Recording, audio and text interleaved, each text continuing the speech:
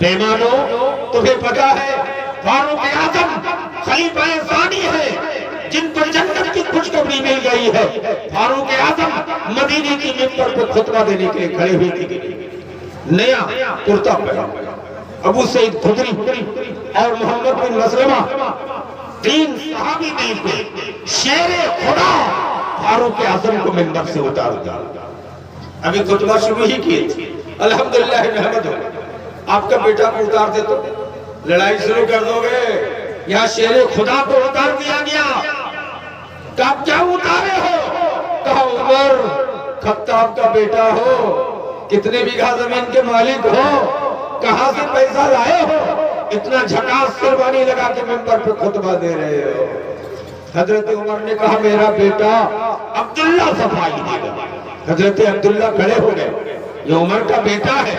حضرت عبداللہ نے کہا صحابہ کرام کی جماعت, میرا باپ جس کرتا پہن کے عمر خطبہ دیتے تھے اس میں پیون لگی تھی. 2-3 پیون, ہم لوگ اپنی زبان میں کہتے تالی لگا, سلا ہوا ہے, سمجھ رہے پیون لگی تھی. ہمارے کچھ مولویوں نے کہا 70 پیون لگی تھی. ہمارے بریلوی بھائیوں نے کچھ مولویوں نے کہا حضرت عمر جو کرتا پہن کے خطبہ دیتے تھے اس میں 70,000 پیون لگی تھی. تو بھائی اگر 70,000 پیون تھی تو حضرت عمر کا کرتا کتنا بڑا رہا ہوگا. یہ جھوٹ کی انتہا ہے. سچی بات ہے کہ 2-3 پیون لگی, تالی لگا ہوا. کہا حضرت عبداللہ نے کہا کہ بیت المال سے سب کو ایک چادر حصے میں ملی تھی نا؟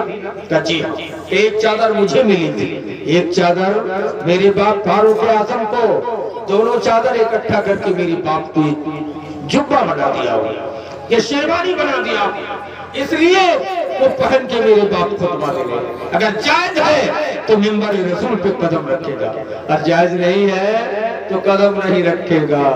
سارے صحابہ نے کہا ہم لوگوں کی بدگمانی ختم, عمر خطبہ دو. حضرت عمر دوبارہ منبر پہ چڑھتی جمع کا خطبہ دیا. آج کوئی پوچھنے والا, یہ بیمار پبلک بھی کہتے ہیں کہ کیا ضرورت ہے ہم لوگوں کو کس سے لینا دینا ہے. جن کا باپ بھکاری تھے, 1 کٹھا زمین کے مالک نہیں, 50 لاکھ کی گاڑی میں بیٹھ کے گھوم رہے ہیں, 10 منزلیں مکانات ہیں, کیسے بڑے پیسہ والا ہے.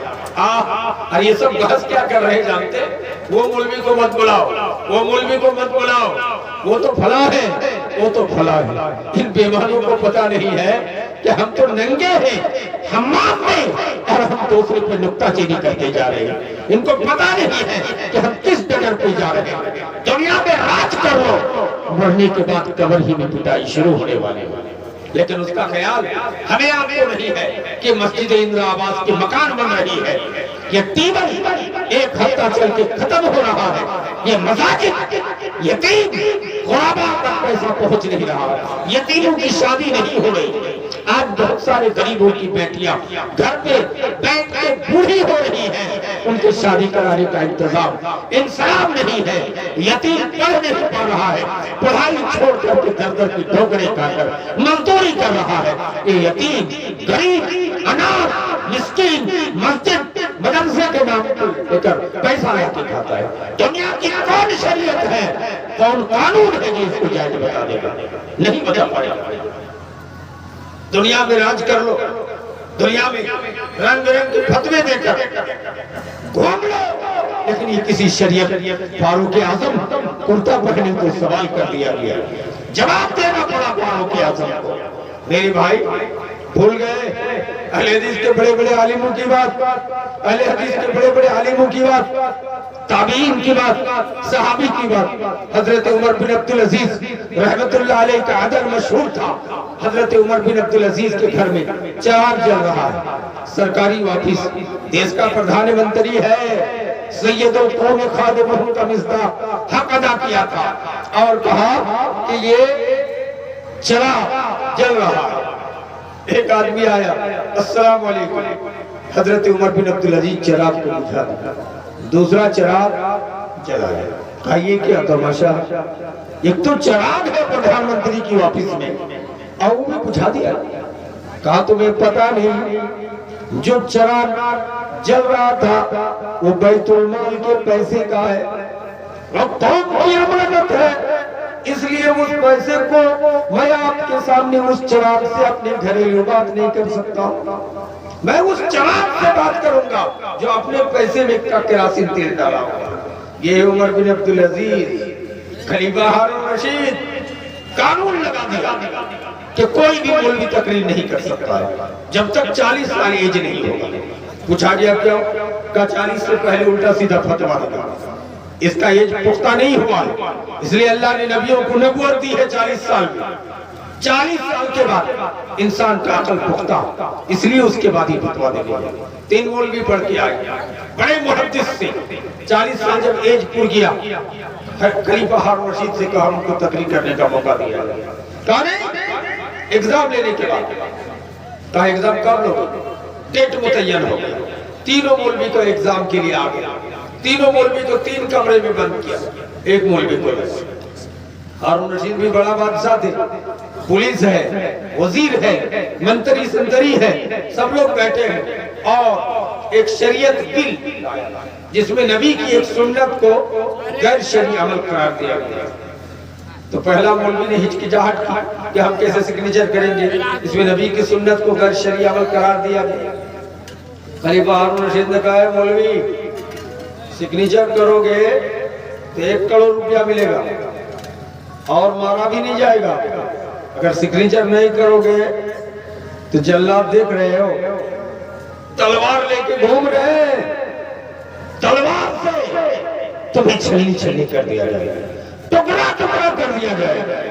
مولوی ڈر گیا کہ اگر کتنوں سنتوں پر لوگوں کا عمل نہیں ہے، ایک سنت غیر شرعی عمل لکھا گیا ہے، اگر اس میں سگنیچر کر دے تو جان بھی بچ جائے اور 1 بورا روپیہ بھی مل جائے، پورا خاندان بیٹھ کے کھائے۔ کہا نہیں، جب سے سگنیچر کر دیا پیسہ لے کے چلا گیا۔ دوسرا مولوی آیا، وہ بھی پیسہ لے کے چلا گیا۔ تیسرا مولوی آیا، ہارون رشید نے وہی شرط رکھا۔ یہ مولوی بڑے پختہ دماغ کے تھے، کہا خلیفہ ہارون رشید نبی کی سنت کو غیر شرعی عمل قرار دیے ہو، اب مجھ کو سگنیچر کرا رہے ہیں۔ کہا جلاد کہاں ہے؟ کہا ہارون رشید جلاد کو بلاؤ، تلوار لے کے مجھے ٹکڑے ٹکڑے کر دے، لیکن نبی کی سنت کو غیر شرعی عمل کو میں سگنیچر نہیں کر سکتا۔ اب جو پیسہ کا بوری تم دکھا رہے ہو، تمہارے پیسے میں پیشاب بھی کرنے کے لیے تیار ہے۔ جلاد کے سامنے جا کے کھڑا ہو گیا، چلاؤ تلوار، نبی کی ایک سنت کو زندہ کرنے کے لیے میں مر جانے کے لیے تیار ہوں۔ خلیفہ ہارون رشید بادشاہ تھے، اٹھ کے چلے گئے مولانا سے گلے سے گلے ملے۔ معانقہ کیا، کہا مولانا کسی مولوی کو مارنا مقصد نہیں تھا، ایگزام لینا تھا۔ آپ کے 2 ساتھی 0 پر آؤ، فیل کر کے چلے گئے پیسہ لے کے، لیکن آپ جیسے مولوی کی ضرورت تھی۔ اب خلیفہ ہارون رشید کا مفتی آپ بنیں گے، ایک لمبی مدت تک شاہی فتویٰ جاری کریں گے۔ میرے بھائی پیسے سے کٹوتی کر لیا، پیسے سے خرید نہیں سکا ایمان کو۔ نبی کی حدیث ہے، آپ نے فرمایا قرب قیامت میں کچھ مولوی بھی ایسے پیدا ہو جائیں گے کہ معمولی دنیا کی وجہ سے آخرت کو بیچ ڈالے گا، آخرت کو بیچ ڈالے گا، جہنم کو خرید لے گا، جنت کو بیچ ڈالے گا۔ میرے بھائی کئی دن کی دنیا ہے، بڑے بڑے بادشاہ، بڑے بڑے رسول و نبی دنیا میں آئے، کوئی زندہ نہیں رہے، بڑے بڑے ظالم بھی آیا، فرعون آیا، حامان آیا، قارون آیا، شداد آیا، بڑے بڑے ظالم کو بھی اللہ نے ملیا بیٹ کر دیا ہے۔ آج کے موجودہ ظالم بھی جو ظلم کر رہا ہے، اللہ یقیناً اس پر مٹا ڈالے گا، کوئی زندہ رہنے کے لیے آیا نہیں ہے۔ لیکن یاد رکھیں علماء اپنی جگہ ہے، علماء کی قدر ضروری ہے، عزت ضروری ہے، لیکن علماء کو بھی آپس میں میل محبت رکھنا ضروری ہے۔ یہ الگ بات ہے کہ دولت قرب قیامت میں غریبوں کے پاس بھی آئے گا، جن کو کل تک چمار کہتے تھے، جن کو کل تک ٹانا کہتے تھے، سب مالدار ہو، ہم نہیں کہتے۔ آج سے 1600 سال پہلے نبی نے فرمایا وَإِن تَرَى الْحُفَاةَ الْعُرَاةَ الْعَلَّةَ رِعَاءَ الشَّاةِ يَتَسَاءَلُونَ فِي الْبُنْيَانِ۔ کیا ترجمہ ہے؟ نبی کہتے ہیں قرب قیامت میں تم دیکھو گے کس کو؟ جو کل تک اچھا چپل میسر نہیں تھا، جن کو کل تک اچھا کپڑا میسر نہیں تھا، جن کو کل تک بکری کا چرواہے تھا، بھینس چرانے والا تھا، بہرا تھا، گنگا تھا، گردن کا ٹیڑھا تھا۔ اللہ اکبر، ایسے لوگ قرب قیامت میں ارب پتی ہو جائیں گے، اتنی عالیشان گھر بنائیں گے، اتنی مہنگی گاڑی میں سفر کرے گا۔ نبی فرماتے ہیں کہ سمجھو قیامت بالکل قریب ہے۔ جن کو کچھ نہیں تھا اللہ ان کو دولت سے مال کر دے گا۔ اور ایک زمانہ آئے گا، نبی کی حدیث ہے کہ ایک سونے کا کٹھر 10 ارب روپے کا سونا لے کر ایک عورت یمن سے حضرموت تک جائے گی، کوئی لینے والا نہیں ہوگا، کوئی لینے والا نہیں ہوگا، اتنی دولت آئے گی۔ حضور نے یہ بھی پیشن گوئی کی کہ قرب قیامت میں جگہ جگہ سونے کا پہاڑ ظاہر ہوگا، مقام صنعاء میں پہلا سونا کا پہاڑ ظاہر ہوگا۔ نبی نے مخاطب ہو کر کہا کہ عبداللہ ابن عمر، اگر خدا نہ خواستہ تم زندہ رہ گئے، اس ٹائم تک تو سونے میں سے ایک رتی بھی مت لے گا، نہیں تو جہنمی مت لینا۔ یہ دولت کیا دیکھ رہے ہو؟ سونے کا پہاڑ ظاہر ہونے والا ہے۔ ایک صحابی نے کہا حضور قرب قیامت میں فصل کا کیا حال ہوگا؟ کہا ایک کٹے میں 40 من تک ہوگا۔ ابھی کتنا ہو رہا مکہ؟ 10 من تک آیا ہے نا، ابھی 30 من اور باقی ہے۔ حضور کی پیشن گوئی ہے ایک ایک کٹا میں اناج کی اوپر 40 من تک جائے گا، 40 من۔ ایسا ہیبریڈ کہتے ہیں کہ مولانا اصلی چیزیں دیسی سامان سب ختم ہے، ہیبریڈ کا مرغی، ہیبریڈ کا بیگن، ہیبریڈ کا فروٹ، ہیبریڈ کی سبزیاں سب آ گیا ہے، بڑا آ گیا۔ نبی کائنات نے کہا قرب قیامت میں ہیبریڈ کا بیدانہ انار اتنا بڑا ہوگا۔ آقا کی حدیث ہے کہ بیدانہ انار کو آدھا کاٹ کے کھائے گا، دانا نکال کے کھا لے گا۔ اب بیدانے کی کھوپڑی اتنا بڑا کہ اس آدھا کٹا ہوا کھوپڑی میں 6 کو کھٹا لگا کے ایک روم بن جائے گا۔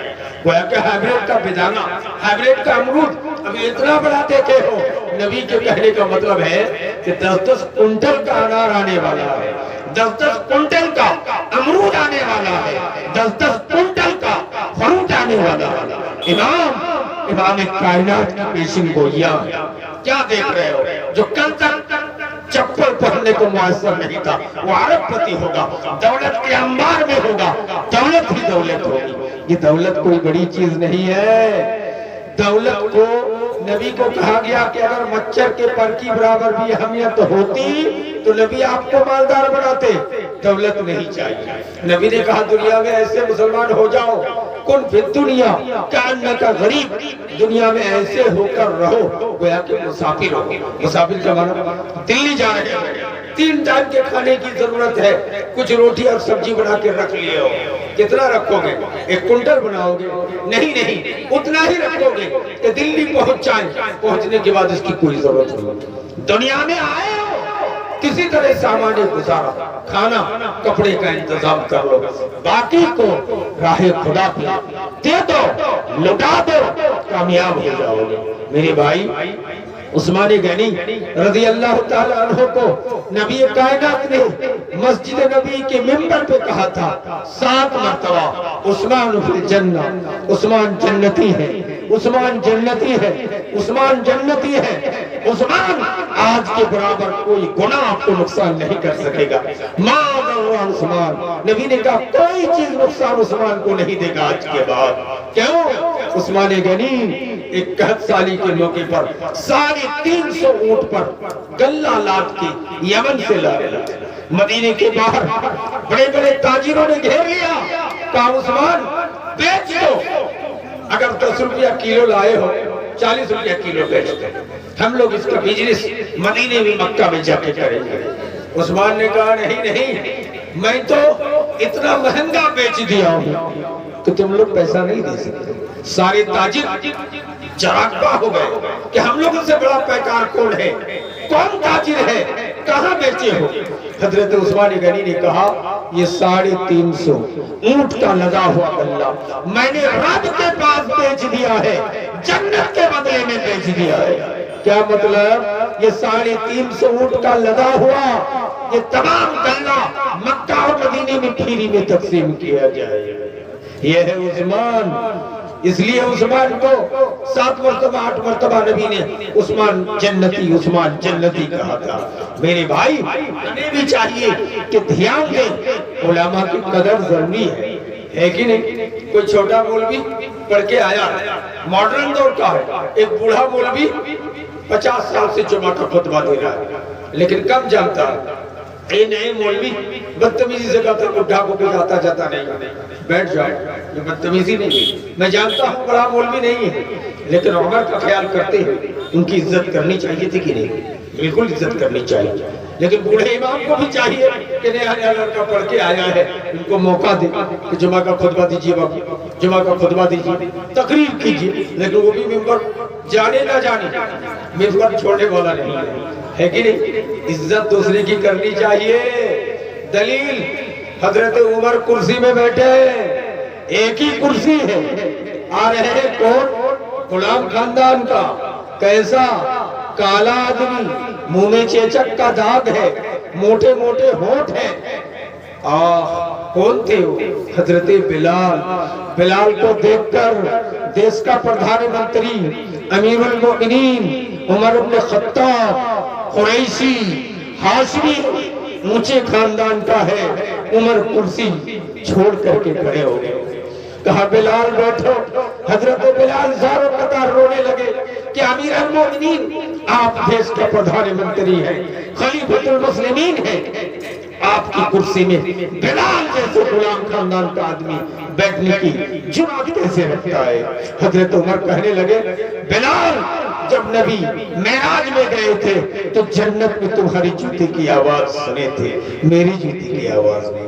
बिलाल को देखकर फारूक आज़म कुर्सी छोड़ सकते हैं। ये बीमार मौलवी पढ़ के आया है, कुर्सी में बैठा है। सुबह गांव का एक जाहिल बूढ़े आदमी खड़े हैं, नमाजी आदमी है, उसको खड़ा होकर कुर्सी में बैठाना चाहिए। कहता जाहिल है, वो बैठ बैठ के पेपर पढ़ रहा है, इंजीनियर साहब है, बड़े साहब है, MBBS करके आया है, इनको पता नहीं है कि इस्लाम क्या दर्श देता है। फारूक आज़म 7 ज़बानों के माहिर, मुफस्सिर कुरान है, इल्म के सरदार है, जिनकी मुआफ़क़त में 14 जगहों में कुरान की आयत नाज़िल हुई है। वो फारूक आज़म बिलाल को देखकर कुर्सी छोड़ दिया। आज ये बीमार एक बड़े साहब है, अपने बुजुर्ग को खड़ा रखता है, अपने बेड के बटरदस्ती कर रहा, बदतमीजियां बढ़ गई। ये बड़ों की ताज़ीम नहीं कर रहे। बड़ों को चाहिए छोटों पे रहम करें। अल्लाह के रसूल की हदीस है कि मोमिन के साथ खंदा पेशानी, मुस्कुरा के मिलना, मुसाफा करना भी नेकी का काम है, सवाब का काम है। अल्लाह इसमें भी सवाब देता है।